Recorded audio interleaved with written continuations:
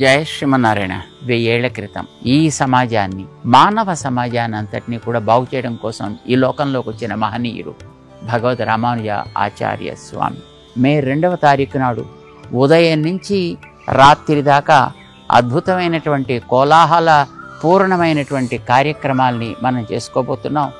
ఉదయం రామానుజుల వారికి అభిషేకంతో ఆరంభించి, రామానుజుల వారి వైభవం తెలిసినటువంటి దళితులు, దీనులుగా ఉండేటటువంటి ఎందరో వ్యక్తులు ఆ రామానుజుల వారి యొక్క వైభవాన్ని స్మరించి ఆనందంతో పులకించి ఆడిన కోలాటాలు, వారు చేసే భజనల యొక్క పోటీలతోటి వారందరికీ ఇక్కడ బహుమతి ప్రధాన కార్యక్రమం ఒకటి.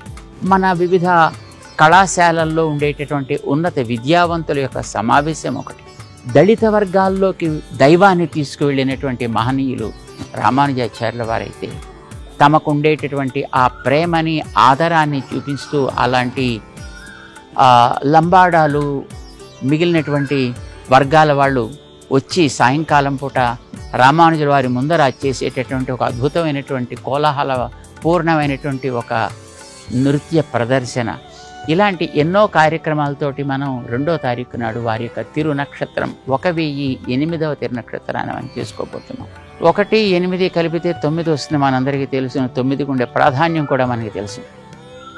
దాంట్లో ఉండేటువంటి ఒక గొప్పతనం ఏంటంటే, తనతోటి ఏ అంకె కలిసినా దానికి బ్రతుకునిచ్చి నేనేమైనా పర్వాలేదంటుంది. ఇది రామానుజుల వారి యొక్క లక్షణం.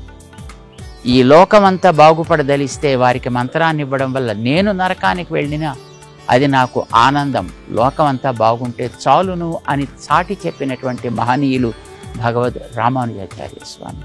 వారి యొక్క తిరునక్షత్రం మనందరి సౌభాగ్యం, మన జాతికు పట్టినటువంటి ఒక అదృష్టం.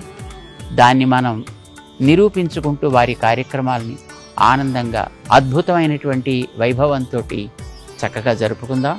అందరినీ ఈ కార్యక్రమాల్లో పాల్గొమ్మని, రామానుజుల వారి యొక్క అనుగ్రహాన్ని పొందమని, వారందించిన సమతా స్ఫూర్తిని మనం కూడా పొంది ఈనాటి మన సమాజంలో మనం చూస్తూ ఉండేటువంటి ఉద్రిక్త వాతావరణాన్ని, ఉగ్రవాదాలని దూరంగా తొలగించి వేసేటటువంటి ఒక అనుగ్రహం మన మీద కలిగించమని ప్రార్థన చేసుకుందాం. అందరం కలిసి ఈ ఉత్సవాన్ని జరుపుకుందాం. అందరికీ రమ్మని ఆహ్వానం పలుకుతున్నాం. జై శ్రీమన్నారాయణ.